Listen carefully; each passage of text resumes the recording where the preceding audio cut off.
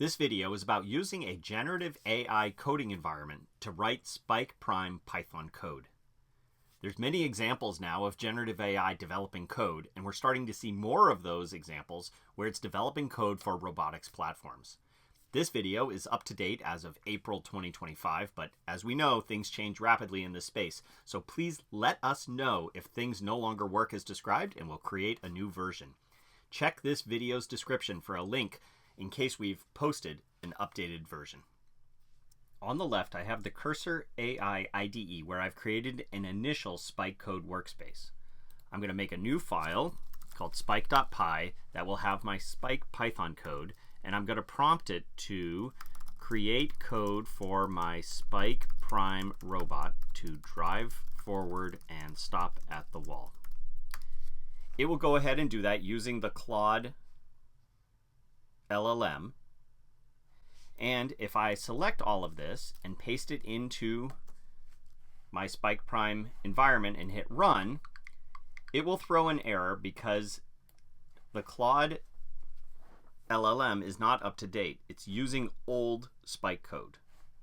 So now that Spike module doesn't actually exist in the API. To fix this, I'm going to create a new rule in Cursor. So I go to Settings, Rules, and add a new project rule that I'm going to call Spike. This creates a Spike MDC file where you can paste in instructions for the LLM. The instructions I'm going to give are actually the entirety of the Python instructions that Spike is currently running with. So I'll select those, paste those in, and now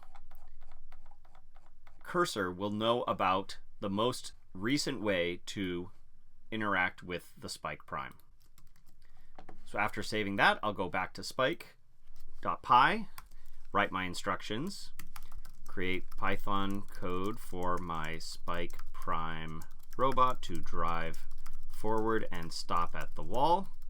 And this time I will and select the file, the spike.mdc instruction file.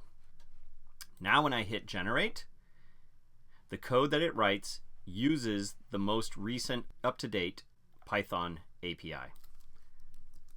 So again, I will select all of that, come back, paste that in, and now when I hit run, the motors will run and the code will stop when it reaches the wall.